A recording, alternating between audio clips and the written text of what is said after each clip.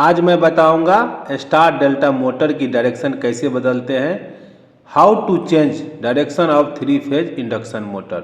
Three phase induction motor का direction कैसे change करेंगे वो बताऊंगा। सबसे पहले आपको देखिए, थ्री फेज मोटर का रोटेशन बदलना एक समान प्रक्रिया है और इसे बदलने के लिए मोटर के 3 फेज तारों में से किसी भी 2 फेज तार को आपस में बदलना होता है। इससे डायरेक्शन चेंज हो जाता है। उसका हम लाइव दिखाएंगे, लास्ट में दिखाएंगे। थ्री फेज मोटर का कार्य सिद्धांत क्या होता है वो भी आपको पता होना चाहिए। थ्री फेज इंडक्शन मोटर का संचालन 3 अलग अलग फेज वोल्टेज R, Y और B से होता है, जो एक घुमावदार मैग्नेटिक फील्ड उत्पन्न करते हैं। यह घुमावदार मैग्नेटिक फील्ड रोटर को एक दिशा में घूमने के लिए प्रेरित करता है।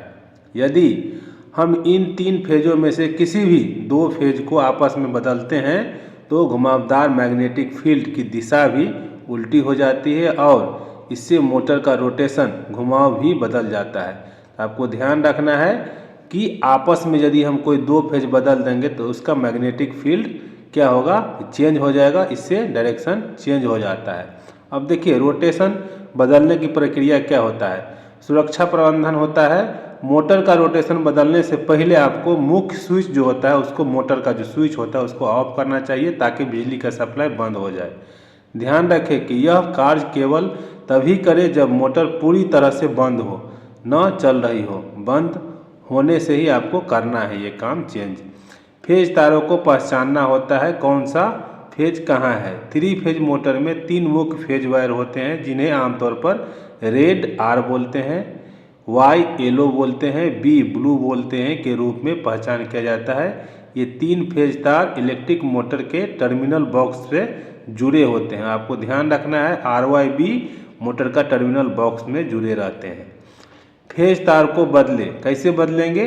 किसी भी 2 फेज तार को बदले। उदाहरण के लिए पहला तरीका है R और Y तार को आपस में बदल सकते हैं। दूसरा तरीका है Y और B तार को आपस में बदल सकते हैं। तीसरा तरीका है R और B तार को आपस में बदल सकते हैं। इससे क्या होगा, 3 तरीका से आप बदलेंगे तो मोटर का डायरेक्शन चेंज हो जाएगा। आगे मैं ड्राइंग के माध्यम से आपको लाइव दिखा रहा हूँ।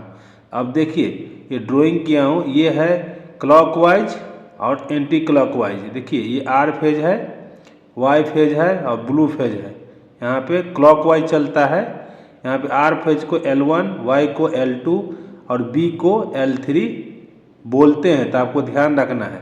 यहाँ पे देखिए 3 ड्राइंग किया हूँ। 1 नंबर में डायरेक्शन चेंज हो रहा है, तो हम क्या चेंज किए हैं, RYB में Y और R को आपस में हम चेंज किए हैं, तो रोटेशन डायरेक्शन चेंज हो गया है। दूसरा नंबर में है RYB ही है, इसमें R कांस्टेंट है, B और Y को हम चेंज किए हैं। ये स्टार कनेक्शन है, तो ध्यान रखना है। यहाँ पे देखिए RYB में Y को हम कांस्टेंट रखे हैं, R और B को हम आपस में चेंज किए हैं, तो रोटेशन डायरेक्शन अपने आप चेंज हो जाएगा। तो आपको ध्यान रखना है। अब देखिए, ये है डेल्टा कनेक्शन। डेल्टा कनेक्शन में भी वही करना है।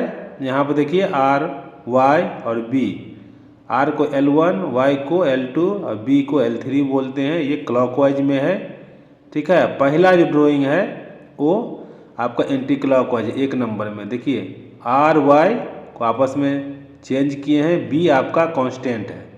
यदि हम 1 नंबर ड्राइंग से जो पहला ड्राइंग है उससे हम कंपेयर करेंगे तो अब दूसरा नंबर में है, देखिए RYB में R कांस्टेंट है, B और Y को हम आपस में चेंज किए हैं, तो रोटेशन डायरेक्शन चेंज हो गया है एंटी क्लॉकवाइज। जो L1, L2, 3 लिखा हुआ है यहाँ से कंपेयर करना है आपको, वहाँ से कंपेयर करना है। यहाँ पर देखिए RYB में क्या है, Y को कांस्टेंट है और B और R को हम आपस में चेंज किए हैं, तो रोटेशन डायरेक्शन चेंज हो गया है, वो आपको ध्यान रखना है। तो दोस्तों, आज के लिए उतना ही। मैं उम्मीद करता हूँ कि ये वीडियो आपको अच्छा लगा होगा।